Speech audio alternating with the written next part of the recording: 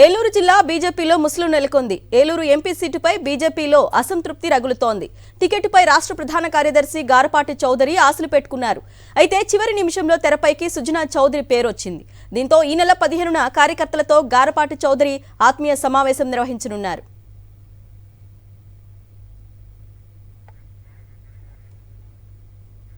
Right, ఇదే అంశానికి సంబంధించిన అప్డేట్స్ మా ప్రతినిధి రాజు అందిస్తారు. రాజు, అన్నా చూడొచ్చు, ఏలూరు బీజేపీకి సంబంధించి కూడా పార్టీలో కూడా ముసలం మొదలైందని చెప్పొచ్చు. చూసుకుంటే కనుక గత 2 రోజులకు సంబంధించి చూస్తే కనుక అధిష్టానం నుంచి కూడా ఏదైతే ఏలూరు సంబంధించినటువంటి పార్లమెంట్ ఏదైతే ఉందో ఈ పార్లమెంట్ సంబంధించినటువంటి ఎంపీ సీటుకి సంబంధించి కూడా ఇప్పుడైతే గతం నుంచి 15 సంవత్సరాల నుంచి ఇక్కడ చేసినటువంటి వ్యక్తి ఎవరైతే ఉన్నారో గారపాటి సీతారామాంజనేయ చౌదరి ఎవరైతే ఉన్నారో ఆ సీతారామాంజనేయ చౌదరికి సంబంధించి కూడా టికెట్లపై ఆశ పెట్టుకున్నారు.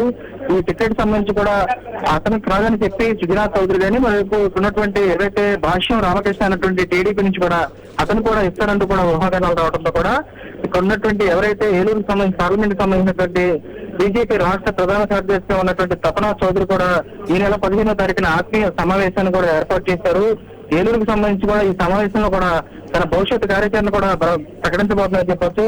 పుట్టే కనుక ఇప్పటికే టికెట్ పై కూడా ఆశలు పెట్టినటువంటి ఈయన కూడా చివరి నిమిషంలో కూడా తెరపైకి వేరే వ్యక్తులు తీసుకురావడం కేంద్ర మంత్రికి సంబంధించి మాజీ మంత్రిగా చేసినటువంటి సుజనా చౌదరి గాని మరేపు భాషకు సంబంధించినటువంటి రామకృష్ణ ఎవరైతే టీడీపీ నేతలు వీళ్ళకి సంబంధించినటువంటి వ్యక్తుల పేరు తీసుకురావడంతో కూడా గత 10 ఏళ్లుగా బీజేపీని బలోపేతం చేసేందుకు కృషి చేసినటువంటి తమ కూడా నిర్లక్ష్యం వహిస్తున్నారంటూ కూడా గారపాటి సీతారామాంజనేయ చౌదరికి సంబంధించిన వర్గం కూడా తీవ్ర ఆగ్రహం వ్యక్తం చేస్తుంది.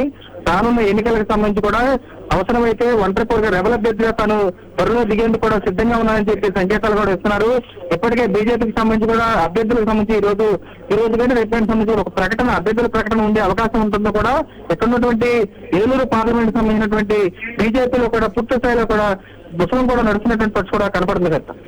Right Raju, thank you.